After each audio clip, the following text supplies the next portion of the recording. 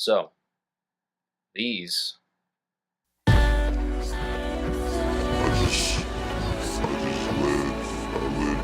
are not reverse threaded.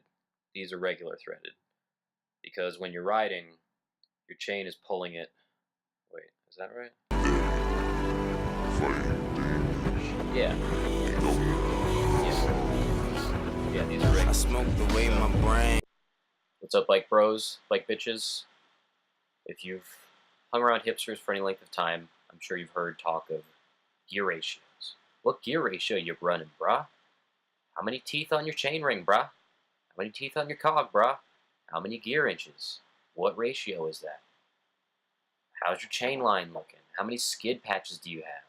Oh, well, I had a 48 by 15, but, I like to spin more than I like to mash. Spin to win, brah. So, it's all very confusing. So, you may find yourself feeling inadequate because your cog is smaller than your friend's cog. It happens. Or maybe you've come to the conclusion after reading internet forums all night that the 16-tooth cog that came on your Bianchi is holding you back. Side note, if you're running like a stock 4816 on a track bike, you're riding this bike on the street, you don't have brakes, you're skidding everywhere, you're doing it wrong. But that's for the other discussion. That's for another day. In the meantime, I'm going to show you, a broke, stupid cyclist who lacks the necessary tools and equipment, how to get this off of this. It's really simple. You will need some tools, probably. If you've got a lock ring, you need to figure out how to get that off there. If you don't have a lock ring wrench, If you don't have a lock ring wrench, then you're on your own how to get that thing off, because screw that. But if you're in my position of owning a chain whip that does not fit, maybe you're a real cyclist and you have a lock ring tool and you go to take your cog off and you pull out your trusty chain whip and you realize this is for real bikes with gears. The chain's not right. This is not an 1/8 inch chain. Guess what? It's not going to work. Fear not, because there's a really awful way of doing it. I don't recommend you do this, but desperate times and all that, I'm going to show you. We'll need a lock ring thing, a lock ring tool. This one's Park Tool Hotel Charlie Whiskey 17. Phonetics for yo ass. You can get these lock rings off with other stuff. You can be creative. I don't recommend it. It's got a big side and a small side. For me, and for most people, the small side is the one you want. Pretty simple. You'll notice that if you just go to spin it off left to loosen, it's not going to loosen. In fact, it's going to get tighter. That's because these are reverse threaded. So, flip it around. And you might need your man muscles on this one. You might need to use some leverage, maybe stand up on it. I don't, because I do this all the time. Big, strong forearms. Hello. Lock rings off.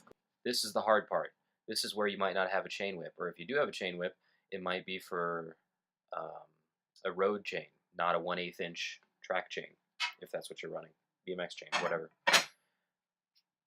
So, we're going to have to pull it counterclockwise to the left to loosen. So here's one way to do that. If you've got a bike, you should. Oh, what's up, y'all? Movie magic. Here's the bike. Here's your bike, or a bike. You need track dropouts. They need to be facing that way. Horizontal dropouts like the one in the bike I was about to show you, not going to work. Put your cog on the drive side, where it should be, and get the chain around it, or at least around the axle while you get it into the dropouts. And make sure it clears. Get the chain out of the way there. Cool. You need a rag. Something thick is good. Cotton. Here's a old jizz sock here. And if you could lay it over the chainstay on the drive side, that's good. But what you're really going for is wrapping it around the bottom bracket shell. And then once that rag is there in place, that is going to protect your paint. Then you can lay the chain over it. You have the chain over it, make sure your chain isn't digging in anywhere, that the sock isn't, or where your rag isn't covering. And then back here, more than likely this will be semi-tight, just because that's how you laid it, and this will be slack. Take all this slack up and fold it, or sort of wrap it around your cog under the top side of the chain. And then pull your wheel backwards. Or, actually the wheel's going to be going, yeah, backwards. Cool. Make sure it's engaged the teeth a little bit. Carefully put pressure on the wheel. Boom! Popped it loose. Look at that. Once it's loose, like hand tight, then you can get your chain off of there. That rag's really important if you don't hate your bike. And now you can see it's just gonna slide right off. Yay! Okay, this is important. The threads might be a little dirty. You can take that rag that was saving your frame, clean them up a little bit. While you're here, you've got the cog off, you can go ahead and wipe down your hub and all those hard to reach areas. The flanges on it might be a little greasy, a little dirty, so go ahead and clean that while you're there. Clean any, faces that are not smiling at you. Now the threads on there don't like to be dry. Some people do anti-seize. People who run like suicide cogs, I'm not going to tell you about that because they're dumb. Might use like thread locker, but don't do it dry. Never do it dry. Always lube it up. So my new cog, I need to remind myself, gear ratio I've decided upon. 44:15. Okay. And locate the proper cog here. Make sure I got the right one. Got so many cogs. Cogs on cogs on cogs.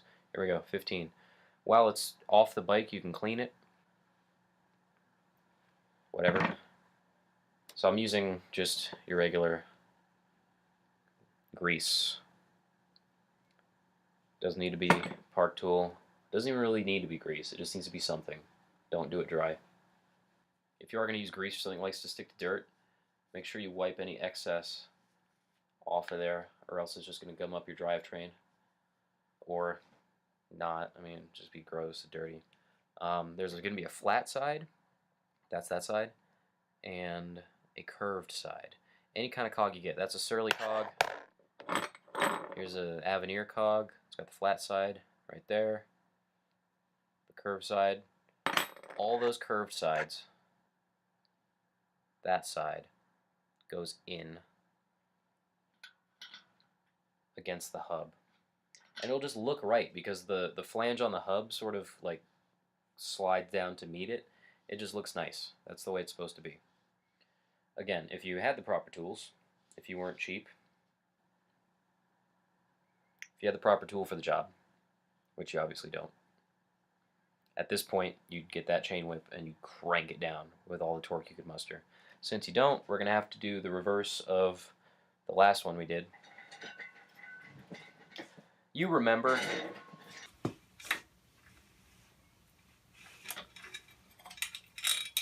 Okay, so yeah, this time we're oh shit, my rag.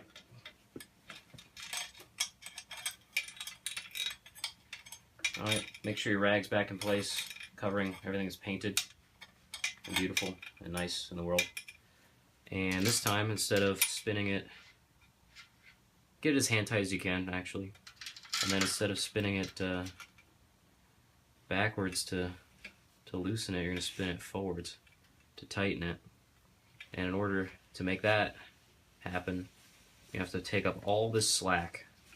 Just keep spinning it forward, honestly, until it binds up on itself. And look at all that tightening that's happening right now. It's a lot. It's getting very tight. Use your judgment here. I mean, your hand on a giant 700C wheel is not calibrated for torque, but be reasonable. Don't break anything. You know, if you're not using a quality chain, you can get into some trouble here. And once you think you've got it tight, get the wheel out of there so that we can put the lock ring back on. And we're back. We're putting the lock ring back on. Easy. Look at that.